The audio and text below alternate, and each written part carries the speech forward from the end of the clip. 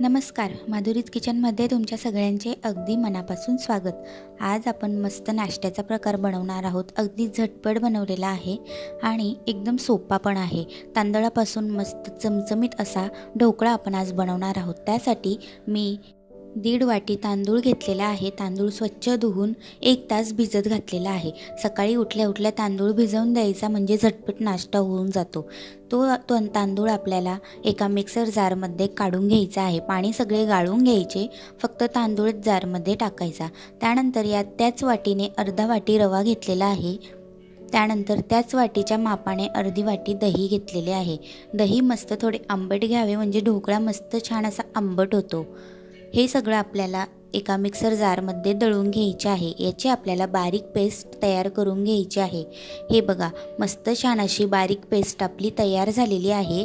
यात आपल्याला मिक्सर जारमध्ये थोडेसे पाणी घ्यायचे, म्हणजे वाटीच्या अंदाजाने अर्धी वाटी पाणी मी यात टाकलेले आहे। हे सगळं आपल्याला एकत्र करून घ्यायचे आहे, व्यवस्थित फेटून घ्यायचे। त्यानंतर आपण हे 10 मिनिट झाकून ठेवूया। 10 मिनिट झाल्यानंतर यात आपल्याला पुढचे साहित्य टाकायचे आहे। अद्रक, मिरची, लसूणची मी अर्धा चमचा पेस्ट टाकलेली आहे। चिमूटभर सोडा टाकलेला आहे।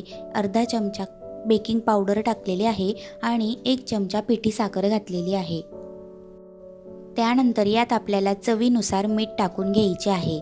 हे सगळं आपल्याला एकजीव करून घ्यायचे आहे। मस्त छान असं फेटून घ्यायचं म्हणजे हे फ्लफी होतं। छान असं एकजीव करून झाल्यानंतर आपण आता एका ताटाला तेल लावून घेऊया। मी कढईमध्ये पाणी गॅसवर गरम करायला ठेवलेले आहे।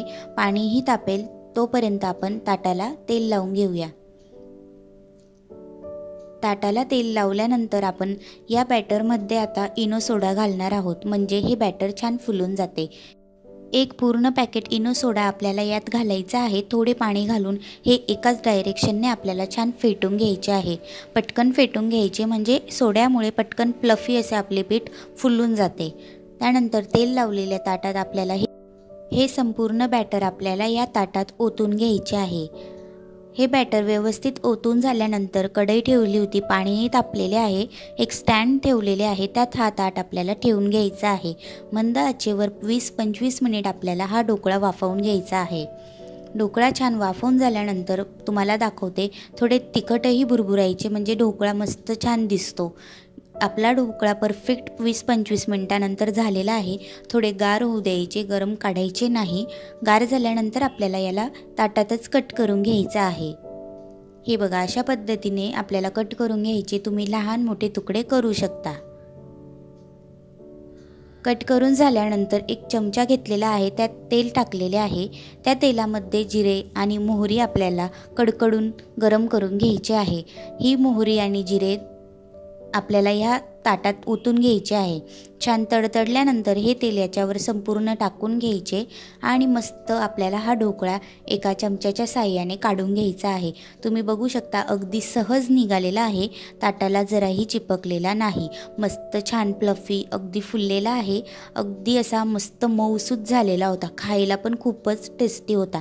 आपण नेहमीच वेगवेगळ्या प्रकारचा ढोकळा बनवायचा प्रयत्न करत असतो। कधी आपण डाळीच्या पिठाचा बनवतो, तर कधी आपण रव्याचा बनवतो। त्यामुळे असं नवीन नवीन प्रकारचे ढोकळे बनवून खायलाही छान वाटते। आज मी हा तांदळाचा ढोकळा बनवला आहे, एकदा नक्की ट्राय करा। छान झाला होता। रेसिपी आवडली तर लाईक करा।